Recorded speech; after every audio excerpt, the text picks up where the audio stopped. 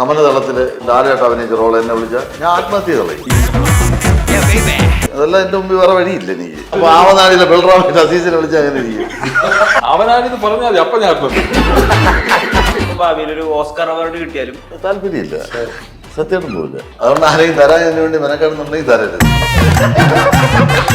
ശരീരത്തിലൊക്കെ വല്ലാതെ ശ്രദ്ധിക്കാൻ തുടങ്ങി, കുറച്ച് ബ്യൂട്ടി പിന്നെ ഭയങ്കരമായിട്ട് ശ്രദ്ധിക്കുന്നുണ്ട്. 6 പാക്കിനുള്ള പരിപാടിയായിരുന്നു. പിന്നെ തലമുടി ട്രാൻസ്പ്ലാന്റ് ചെയ്തു. എന്തൊക്കെയോ ഉദ്ദേശങ്ങളൊക്കെ ഉണ്ട്. എനിക്ക് 6 പാക്ക് ഉണ്ട്, പക്ഷെ എക്സ്ട്രാ എടുത്ത് നോക്കണം. ഞാൻ വെറുതെ പറഞ്ഞല്ല, പക്ഷെ കയ്യിലിരിപ്പുണ്ട് ഈ 6 പാക്കിന്റെ കുറച്ച് ഫാറ്റ് പോയി. ഞാൻ മരിക്കുന്നതിന് മുമ്പ് ഈ 6 പാക്ക് കാണിച്ചു കൊടുത്തിട്ട് ഞാൻ മരിക്കും. ഇനി ഒന്നും നടന്നില്ലെങ്കിൽ ഞാൻ പിന്നെ പറയാം. ആ ചോദ്യത്തിൽ അയാൾ വീഴുന്നു. ഇവൻ പോയാ വീഴൂ, ഞാൻ വീഴ്ത്തും. ഞാൻ എന്തിനാ ജീവിക്കുന്നത് അങ്ങനെ ആലോചിച്ചിട്ടുണ്ട്. ഞാൻ ആലോചിച്ചു. എന്താ തോന്നി എന്നിട്ട്? മരണത്തിന് മുമ്പ് നിങ്ങൾ അങ്ങനെ ചെയ്തിരിക്കണം, അങ്ങനെ ആഗ്രഹിക്കുന്ന ഒരു ആഗ്രഹമുണ്ടോ? ചാനലിടിഞ്ഞു വീഴുക പറഞ്ഞു. ആഗ്രഹങ്ങളുണ്ടോ? മരിക്കുന്നതിന് മുമ്പെങ്കിലും ഒന്ന് നടന്നാൽ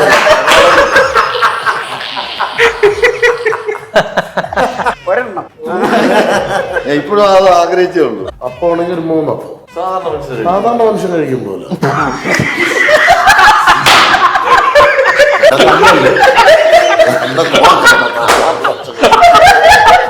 സിനിമയിലെ പ്രധാന താരങ്ങൾ എല്ലാവരും ഉണ്ട്. നമസ്കാരം. നമസ്കാരം. ഇത്രയും വലിയൊരു പേരുള്ളത് ഒരു ബുദ്ധിമുട്ടായിട്ട് തോന്നിയോ? കുറച്ച് ബുദ്ധിമുട്ടുണ്ട്. മരണവീടും ചിരിയും തന്നെയാണോ പടത്തിലുള്ളത് പ്രധാനമായിട്ട്? വീട്ടിലെ ഒരു അംഗം എന്ന് പറയുന്ന അസീസാണ്. അസീസാണ് അതിനെ കുറിച്ച് ആധികാരികമായിട്ട് സംസാരിക്കാൻ. എന്താണ് ശരിക്കും വീട്ടിലെ സംഭവം? എന്റെ അമ്മയമ്മയാണ് മല്ലി ചേച്ചി. ക്യാരക്ടർ വൈഫ് ഹൗസ് ആണ് എന്റെ സ്വന്തം വീടല്ല, ഭാര്യ വീട്ടിലെ താമസം. അപ്പോൾ അവിടെ നടക്കുന്ന അമ്മായിയമ്മയുടെ മരണമായിട്ടുള്ള സംബന്ധിച്ചിട്ടുള്ളൊരു, പിന്നെ അവിടെ വന്ന് പോകുന്ന അവര് ഈ മരുമോന്റെ പീഡനം നെഞ്ചു പൊട്ടിയാണ് എനിക്ക്. ഞാനെന്നാ വീട്ടിലേ ഇല്ല കേട്ടോ, ഞാൻ വീട്ടിലെ ആളുമല്ലേ. നമ്മള് പാവം പുറത്തുള്ള ഒരാളാ. ബാക്കി പറയാം. അങ്ങനെ ആ വീട്ടിൽ വരുന്ന ആൾക്കാരുടെ ചുറ്റിപ്പറ്റിയിട്ടുള്ള ഒരു ഹ്യൂമർ പരിപാടിയാണ് ഈ വ്യസന സമേതം ബന്ധുമിത്രമായി. വ്യസനം എന്ന് കേൾക്കുമ്പോ തന്നെ ഇത്രയും ആ ഒരു സംഭവമല്ല. ഇവരെയൊക്കെ പൊന്നുപോലെ നോക്കി അമ്മച്ചി മരിച്ചു കഴിയുമ്പോ കോമഡി ചെയ്യുന്നു വീട്ടിൽ. ആലോചിച്ച് പടം കാണുമ്പോൾ മനസ്സിലാവും ആരാണ് കോമഡി. ജോമൻ മാന്യനാണോ സിനിമയുടെ അകത്ത്? നമ്മൾക്ക് ഓരോ ആവശ്യമായിട്ട് തോന്നല്ലേ ഓരോ ആവശ്യമായിട്ട് മരണ വീട്ടിലോട്ട് വരുന്ന എന്തായിരുന്നു ആവശ്യം? അതുകൂടെ അറിയില്ല, എനിക്കറിയാം എന്തായിരുന്നു ആവശ്യം. അങ്ങനെ മരണ വീട്ടിൽ വരുന്ന അവിടെ ഒരുപാട് പേര് വരുന്നുണ്ട്, ഒരുപാട് കാര്യങ്ങൾക്ക് ഒരു പുറത്തുനിന്ന് ഓരോരുത്തരും വരുന്ന ഓരോ കാര്യത്തിനാണ്. ഓരോരുത്തരും ഓരോ കാര്യത്തിനാണ് പടം. അതാണ് മൊത്തത്തില്. സിജുവിന്റെ പർപ്പസ് എന്താ ഇപ്പൊ? ആ വീടുമായിട്ട് ഞങ്ങൾക്ക് ബന്ധമൊന്നുമില്ല. അതൊരു അവസരമാക്കിയിട്ട് വരുന്ന അവസരവാദിയാ. അവസരവാദിയാ, അങ്ങനെ വരുന്നതാണ്. ആ വീടുമായിട്ട് ബന്ധമൊന്നുമില്ല. പക്ഷെ ആ വീട്ടിൽ പോകേണ്ട ആവശ്യമുണ്ട്, അതാണ്. ഈ ഇപ്പൊ ഒരു സിനിമയൊക്കെ എഴുതിയായിരുന്നു അദ്ദേഹം, മരണമാസം എന്ന് പറഞ്ഞിട്ട്. ഇന്ന് അറിഞ്ഞത് ഇവനാണ് അത് എഴുതിയെന്ന്. എന്നിട്ട് ഇവൻ നമുക്ക് റോളൊന്നും തന്നില്ല. അതിനുശേഷം അദ്ദേഹത്തിന് ഒരു പക്വതയോ അങ്ങനെ എന്തെങ്കിലുമൊക്കെ കാണുന്നുണ്ടോ? ഇവനാ അല്ല, അത് ഞങ്ങള് പിന്നെ ഇപ്പഴൊക്കെ കാണുന്നത്.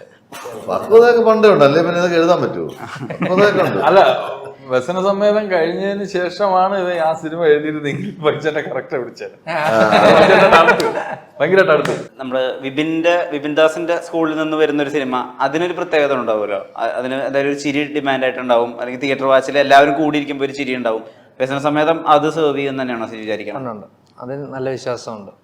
അതങ്ങനെ തന്നെ സംഭവിക്കുമെന്ന് തന്നെയാണ് കരുതുന്നത്. കാരണം ചില സിനിമകൾ കഴിയുമ്പോൾ നമുക്ക് തന്നെ ഉള്ളിലൊരു തൃപ്തി ഉണ്ടാവുമല്ലോ. അത് ഇതിൽ നിന്ന് നമുക്ക് പൂർണ്ണമായിട്ടും അങ്ങനെ കിട്ടിയിട്ടുമുണ്ട്. ഇപ്പോഴും ഈ ഇന്റർവ്യൂവിൽ ഇരിക്കുമ്പോഴും നമ്മൾ ആ ഒരു കോൺഫിഡൻസിൽ തന്നെയാണ് ഇരിക്കുന്നത്. തിയേറ്ററിൽ അങ്ങനെ ഒരു ചിരി ഉണ്ടാവും. ആൾക്കാർ ഇറങ്ങുമ്പോൾ വ്യസനത്തോടുകൂടി എന്തായാലും ആരും ഇറങ്ങത്തില്ലെന്നാണ് തോന്നുന്നത്. ഈ അസീസ് ഇപ്പൊ ക്യാരക്ടർ റോളുകളിലൊക്കെ മാറിയതിനു ശേഷം ശരീരത്തിലൊക്കെ വല്ലാതെ ശ്രദ്ധിക്കാൻ തുടങ്ങി, കുറച്ച് ബ്യൂട്ടി രാവിലെ ഒരു 5 കിലോമീറ്റർ ഓടും. ഇപ്പൊ അത് കഴിഞ്ഞാൽ അത് കഴിഞ്ഞാൽ വൈകുന്നേരം ഈ 6 പാക്കിനുള്ള പരിപാടിയായിപ്പോ നടക്കുന്നുണ്ട്. പിന്നെ തലമുടി ട്രാൻസ്പ്ലാന്റ് ചെയ്തു. എന്തൊക്കെയോ ഉദ്ദേശങ്ങളൊക്കെ ഉണ്ട്. ഒരാളെ ഇറങ്ങും. പക്ഷെ ഇതിനൊക്കെ ഞാൻ തടയിടും. ഇതൊന്നും ഇവിടെ നടക്കാൻ പോകുന്നില്ല. ഉണ്ടോ അങ്ങനെ? ഈ 6 പാക്കിലൊക്കെ സത്യം ഉണ്ടോ? എനിക്ക് 6 പാക്ക് ഉണ്ട്, പക്ഷെ എക്സ്ട്രാ എടുത്ത് നോക്കണം.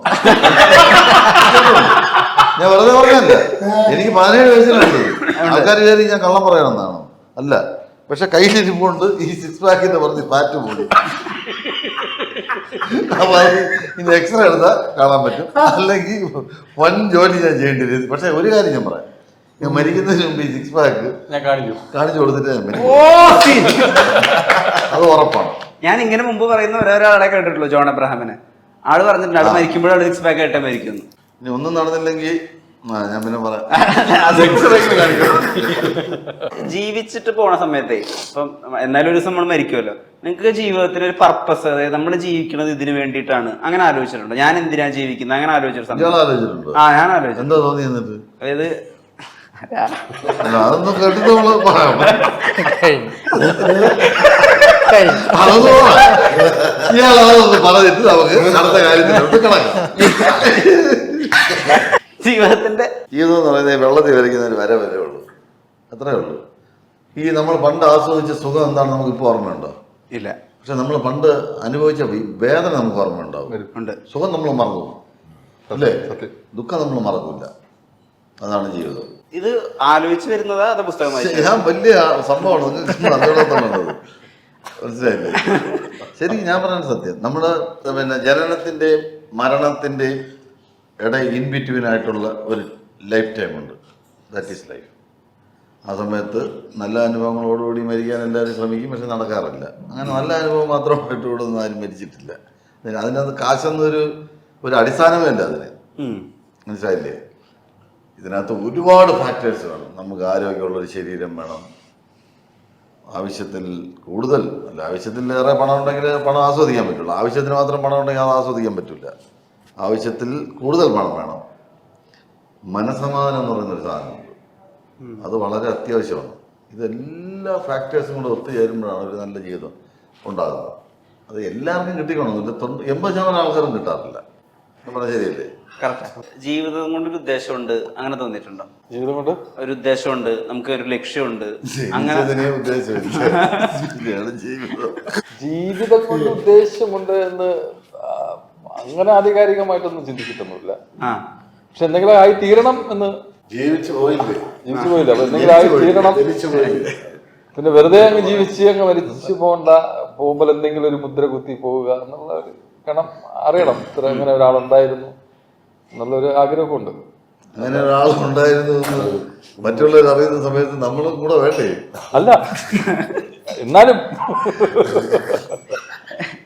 എപ്പോഴെങ്കിലും ഇങ്ങനെ ആലോചിച്ചിട്ടുണ്ടോ, ഞാൻ ജീവനോട് ഇരിക്കുന്നത് കാരണം ഒരുപാട് പേര് കുറെ ചിരിച്ചിട്ടുണ്ട്. ചിലപ്പോൾ നോബിചേട്ടൻ ഒരിക്കലും ഇനി ലൈഫിൽ തന്നെ കാണാൻ സാധ്യതയില്ലാത്ത ആളുകൾ ഒരുപാട് പേര് നോബിചേട്ടൻ ചിരിപ്പിച്ചിട്ടുണ്ട്. അങ്ങനെ ആ ചിരി കൊണ്ട് ചിലപ്പോൾ അവരുടെ ആയുസിന്റെ 1-2 ദിവസം ചിലപ്പോൾ കൂടി കാണുമായിരിക്കും. അങ്ങനെ ഞാനൊരു പർപ്പസ് സെർവ് ചെയ്തെന്ന് നോബിചേട്ടൻ സ്വയം ആലോചിക്കാം. ആയുസ് കൂടിയവരാണ് ഒത്തിരി കമന്റ് ഇടുന്നത്.